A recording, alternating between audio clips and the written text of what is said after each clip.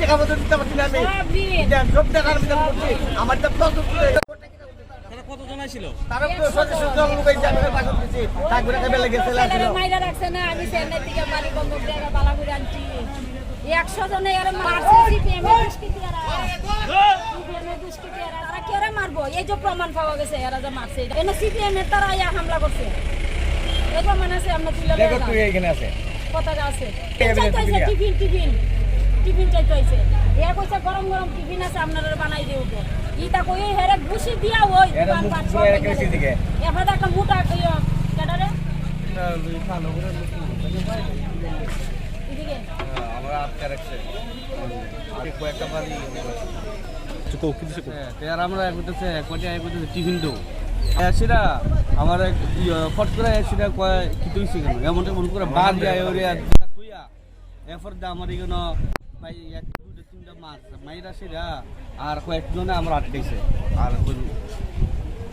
তো আধা ঘন্টা আগে রাজেশ ঘোষ এটা লালচড়া সত্যবতী পার্টির একটা মিছিল তারা খোয়াই শহর জুড়ে করেছে। মার্ক্সবাদী কমিউনিস্ট পার্টি কতটা উশৃঙ্খলতা রেখেছে, উশৃঙ্খলভাবে এই ত্রিপুরা রাজ্যে শাসন ক্ষমতা পরিচালিত করেছে তার প্রমাণ আজকে আবার দিয়েছে এই খোয়াইয়ের বুকে। আমরা প্রত্যক্ষ করেছি কোনো ধরনের প্ররোচনা ছাড়া, কোনো কিছু ছাড়া তারা আজকে কি করলো, আমাদের যে নতুন জেলা কার্যালয় হওয়ার জন্য যে জায়গায় আমরা টিনের বেড়া দিয়েছি সেই বেড়ার উপর তারা বেড়া ভাঙচুর করেছে। এখানে এসে একটা দোকান সেখানে ভাঙচুর করেছে। কোনো ধরনের প্ররোচনা কেউ তাদেরকে দেয়নি। সারা শহর পরিক্রমা করেছে, বলতে পারবে না যে কোথাও ভারতীয় জনতা পার্টি কোনো ধরনের তাদেরকে উত্ত্যক্ত করার চেষ্টা করেছে।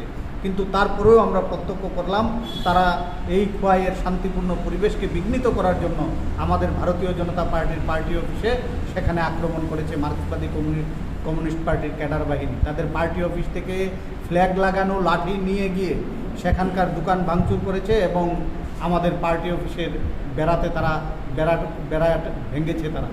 তো আজকে আমি খোয়াইবাসীর কাছে ছাড়তে চাই যে খোয়াইবাসী আপনারা বিচার করুন মার্ক্সবাদী কমিউনিস্ট পার্টি আসলে কতটা গণতন্ত্রতে বিশ্বাস করে, মানুষের স্বাধীনতাতে তারা কতটা বিশ্বাস করে, সেই জিনিসটা আপনারাই চিন্তা করুন।